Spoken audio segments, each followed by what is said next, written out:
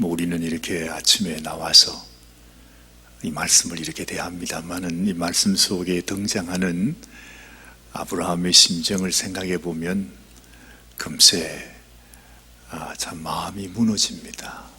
그렇죠?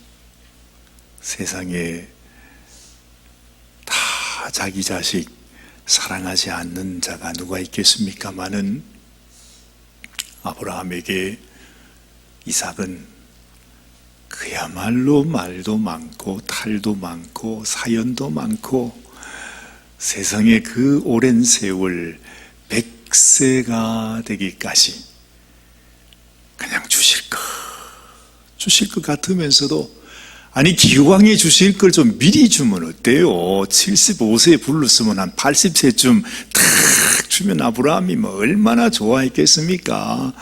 그러면 다른 거 이런 거 저런 거 얘기할 것도 없고 성경도 좀 짧아지고 그렇게 쉬운 것을 왜 그렇게 끌고 하늘의 별을 보라 바다의 모래알을 헤아려 보라 온갖 얘기를 다 해가면서 그러지 말고 빨리 주면 되죠.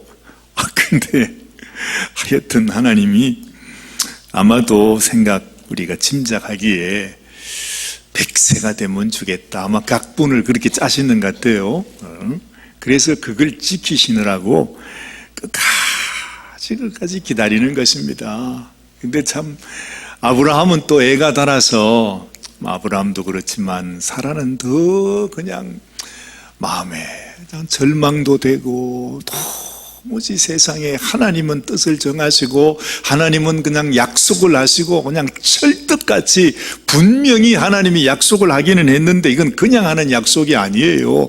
너무너무 확실하게 그냥 주리라 저 별처럼 많게 하여 주리라 그렇게 약속을 했으니 그 스트레스는 다 사라의 것이 됩니다. 남편들은 원래 입만 살았습니다. 그래서 말만 맨날 그러죠. 근데 뒤치다거리 그건 다 이제 이 부인이 하는 겁니다. 그것도 젊어서 부인이지 이제 나이가 이제 90이 된 그 할머니가 무슨 진짜 힘이 있고 소망이 있겠습니까? 정말로 그 받은 스트레스를 생각해 보면 저는 사라를 생각할 때 정말 그 마음이 이해가 될 것 같아요. 참 마음에 공감이 됩니다.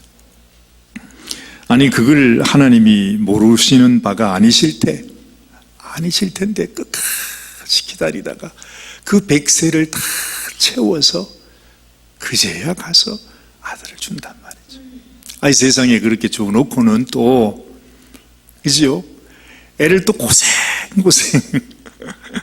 요즘 우리 서부교님께서 그냥 손녀를 보신다고 그렇게 고생을 많이 하신다 그러는데 지금 그래도 우리 서부교님 나이에도 그렇게 사실 눈에 안 봐도 훤합니다만 얼마나 힘이 들어요. 근데 세상에 나이 90이 되고 이제 100세를 바라보는 이 사라와 아브라함이 아이를 키운다고 한번 생각을 해보세요. 이게 보통 일이 아닙니다. 아이 키우는 게 그렇지 않습니까? 그렇게 해서 세상에 한 10년은 넘게 아마 10수년은 될 것입니다. 고생해서 아이를 다 키워놨는데 세상에 하나님께서 아브라함을 딱 부르더니 하신다는 말씀이 네가 정말로 수고했다 고생했다 애 키우느라고 참 내가 애를 늦게 줬는데 네가 정말로 아이를 키우느라고 너무너무 수고했다 그러면서 상을 줄 줄 알았는데 자 우리 부교님 이거 혹시나 싶어서 영문으로 참고하십시오.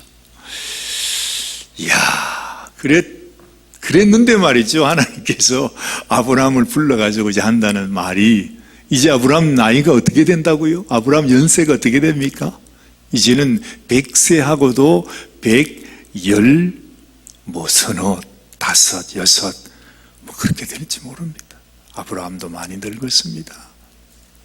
그 아브라함을 불러가지고 하신다는 말씀이 네가 네 아들을 참 사랑하지 네 독자 하나밖에 없는 네 독자다 그지 네 그 사랑하는 그 아들 이삭을 내가 너에게 한 산을 지시해 줄 테니까 그 산에 가서 그 이삭이를 나한테 번제로 드려라.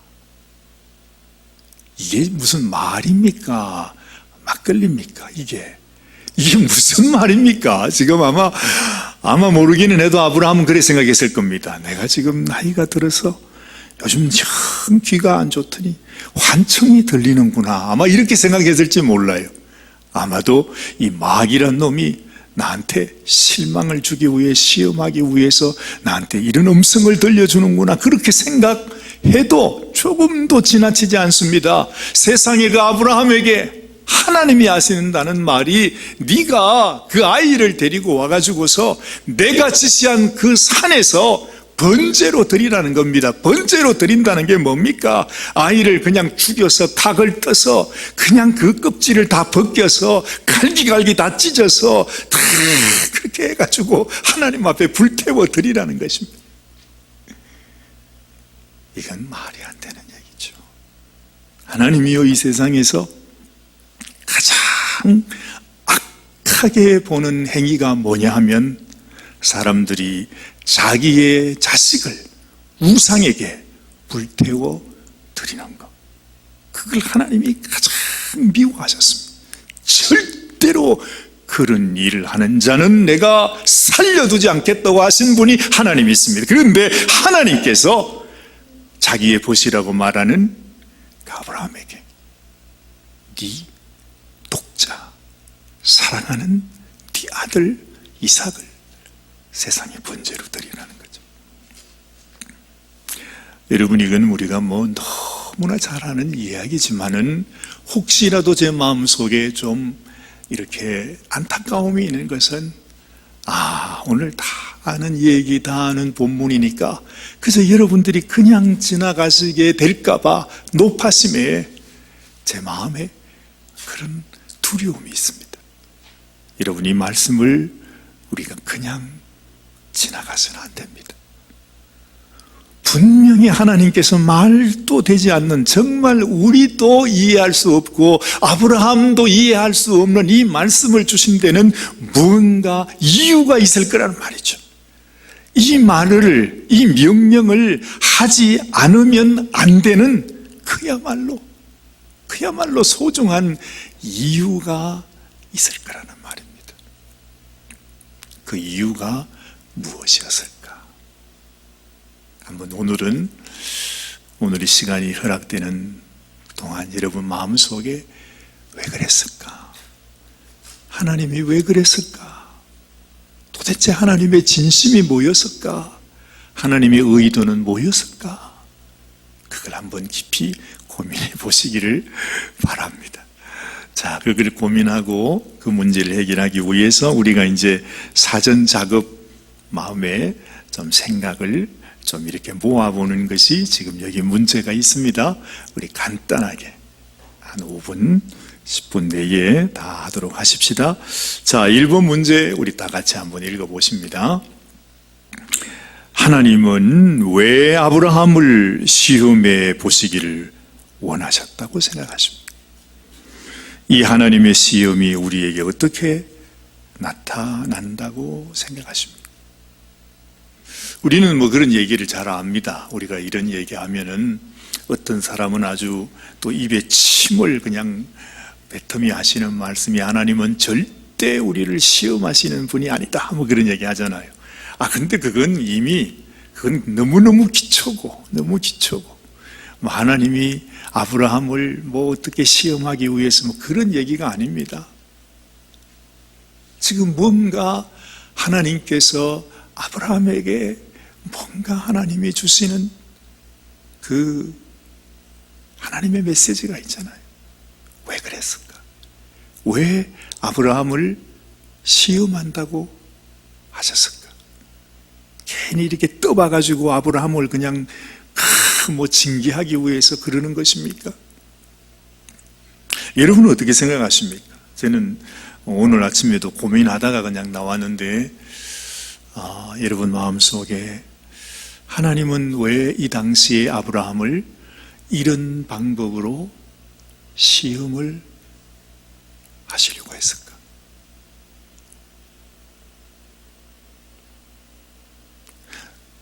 무슨 얘기든지 괜찮습니다. 저도 답을 못 찾았으니까 그냥 감만 잡고 있는 거니까 여러분 마음속에 뭐라도 지푸라기라도 하나 잡히는 게 있으면 그냥 말씀해 주십시오. 왜 시험했을까?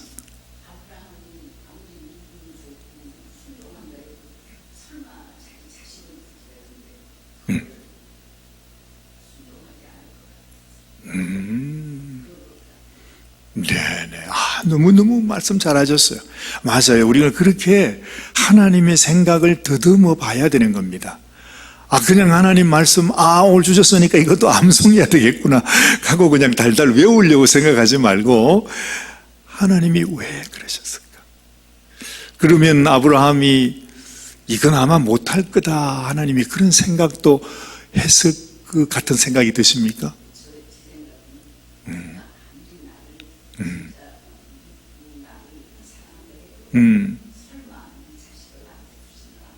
네, 네. 그렇죠. 사실은 그게 정상적인 생각이죠. 맞아요. 저도 동의합니다.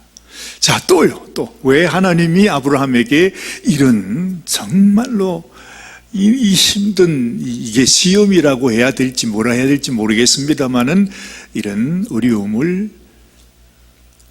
난관, 문제를 하나님이 주셨을까? 뭐든지 생각나는 대로, 뭐든지. 우리 미미 부교님은 생각나는 거 없으십니까?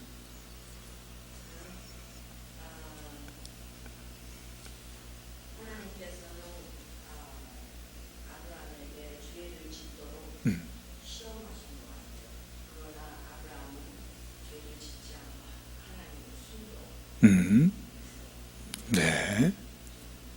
네. 예, 좋습니다. 네. 뭐 넘어질 것을 알면서도 한번 하나님이 그냥 이렇게 해보신, 뭐 우리가 충분히 그렇게 또 할 수 있고, 아브라함이 어떻게 하는지 하나님도 보시기를 원하셨겠죠. 네, 좋습니다. 좋습니다. 또 또 누가 한번 말씀하시고, 우리 양부교님은 뭐 생각이 없으십니까?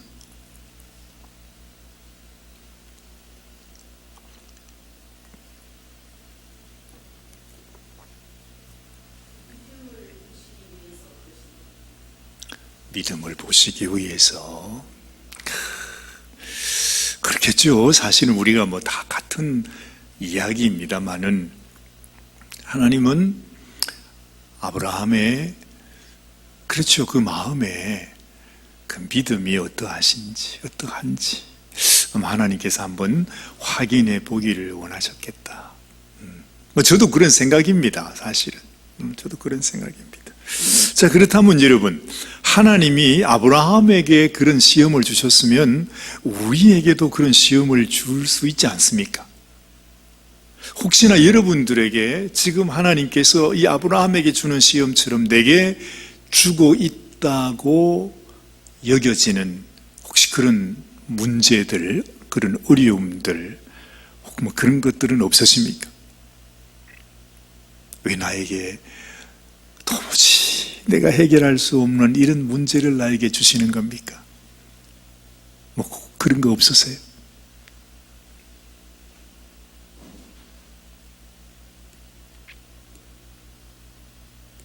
여러분들은 전부 믿음이 통과돼서 하나님이 합격 이래가지고 이런 문제를 안 주시는 것 같으네요, 진짜로. 근데 뭐 우리가 이제 쭉 얘기도 하고 생각도 해봐야 되겠습니다만은, 우리 모두에게는 저는 그런 생각이 들어요. 아브라함에게도 하나님은 그냥 넘어갈 만한데, 아브라함 너는 됐다, 너는 내 친구니까 그 정도면 됐다, 넘어갈 것 같은데, 아브라함에게도 있잖아요. 그 말은 우리 모두에게도 다 이런 시험이 있습니다.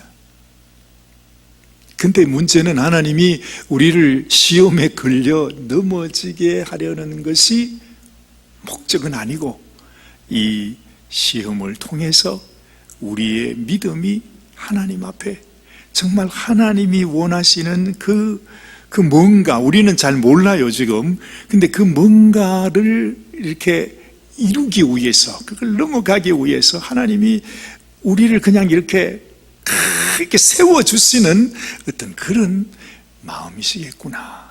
이 시험을 주신다고 해도 사실은 그 시험을 우리의 괴로움으로 주시는 것이 아니라 제발 네가 이걸 넘어가라, 이 어려움을 넘어가라, 이 시험을 네가 극복해내라 하는 그런 마음이 있겠구나 하는 생각을 해봅니다. 자, 그 정도만 하고요. 자, 2번 문제입니다. 다시 한번 더 읽습니다. 하나님께서 아브라함에게 독자 이삭을 번제로 드리라고 하신 그 진정한 의도는 무엇이라고 생각하십니까? 이것은 당신에게 어떤 메시지를 주십니까? 사실은 문제가 쉽지가 않네요. 하나님의 의도는 뭐였을까? 같은 문제입니다만은 왜 그렇게 하셨을까?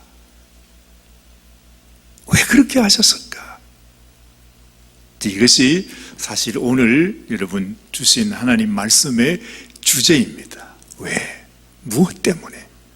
왜 아브라함을 그렇게 네가 산전수전 다 겪었지만은 네가 공중전까지 겪어야 된다, 그래서 어려움을 주기 위해서 하나님 주신 것인지, 무엇 때문에 무슨 의도로 아브라함에게 지금 이런 어려운 일을 당하게 하시는 걸까?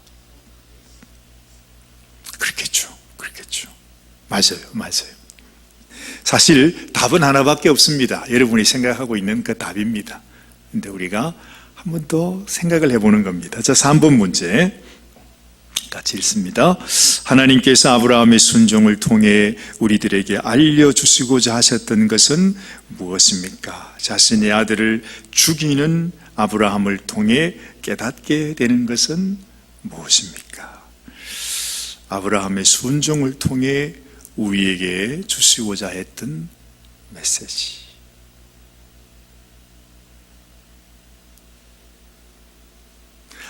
아주 여러분이 쉽게 생각하셔서 그냥 아주 쉬운 답을 한번 말씀해 보세요. 하나님께서 아브라함의 순종을 통해 우리에게 뭘 가르치기를 원하시는 거죠?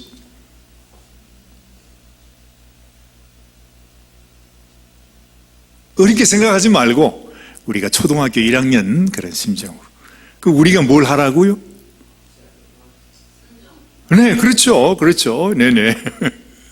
너희도 힘들겠지만, 어렵겠지만, 이해가 안 되지만 너희도 순종하는 자가 되라. 누구에게요? 그렇죠. 하나님이 주시는 말씀 앞에서. 그래야만 우리가 하나님의 그 말씀을 통해서 하나님이 우리에게 열어두시고 있는 그 문으로 우리가 들어갈 수 있는 것을 하나님은 우리에게 보여주십니다.